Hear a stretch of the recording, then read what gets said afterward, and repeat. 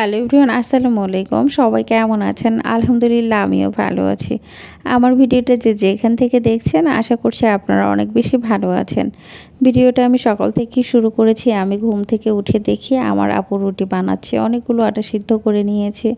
আপু আগে রুটি বানিয়ে দুলাভাই আপু নাস্তা করে তারপরে বাকি রুটিগুলো বানাচ্ছিল, যে 2-1 দিন যেন হয় এই জন্য অনেকগুলো আটা সিদ্ধ করে নিয়েছিল।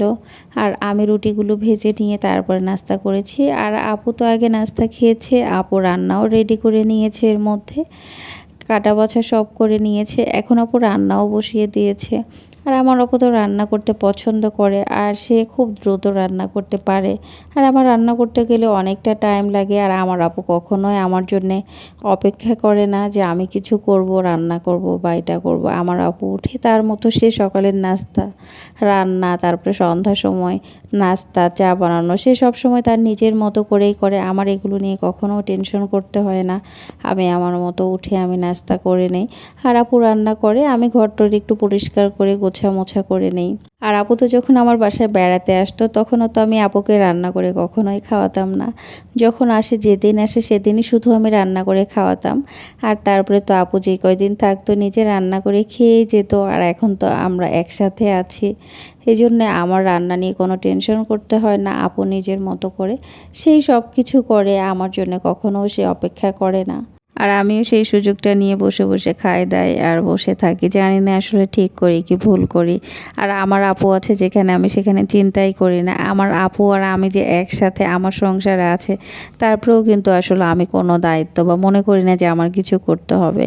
আমার মনে হয় যে আমার আপুর বাসায় আমি যেমন বেড়াতে গেলে যেভাবে থাকি আমি সেভাবেই আছি। আসলে এই বোন তো আসলে মার পরে বোন, আর বোন আসলে মনে হয় যে সেই দায়িত্ব চিন্তা আসলে মাথায় আসে না। সেটা যদি অন্য কেউ হতো ঠিকই, কিন্তু আমার দায়িত্ব আমাকে পালন করতাম আমি। কিন্তু আসলে আমার বোন আসলে আমি আগেও কখনো করি না, আর এখন তো আমি একসাথে আছি, এখন তো আসলে সেটা মনেও করি না। কিন্তু বোন না হলে অন্য কেউ হলে তো আসলে হয়তো বা করতাম। আমার বোনরা আসলে সবসময় আমি এমন করেই থাকি, একদম গা ছেড়ে দিয়ে। তখন মনে হয় যে আমার শরীরটাও চলে না, মনে হয় যে আমি তাদের বাসায় বেড়াতে গেছি। আসলে আমার বড় আপু তো দুইটাই, এই জন্য মনে হয় আমার কাছে এমন লাগে। কারণ আমি তো কখনো তাদের জন্য দায়িত্ব পালন করি না, কারণ তারা তো সবসময় আমার জন্যই করে, তাই না? এই জন্যে আমার বাসায় আসলে আমার সেটা মনে হয়। আর আপনাদের সাথে কথা বলতে বলতে আমার আপুর রান্নাও প্রায় শেষের দিকে। আমার আপু আজকে রান্না করেছে ঝিঙ্গে ডিম ভেঙে দিয়ে একটা ভাজি করেছে, আর এদিকে ব্যাম মাছ আলু দিয়ে মাখায় একটা ভাজি করেছে। আর আমার আপু রান্না শেষ করে টেবিলের উপর তরকারি রাখছে, আমি শুধু তরকারির ভিডিওই নিয়েছি। আর ভাত খাবার আগে নিয়ে আসবে।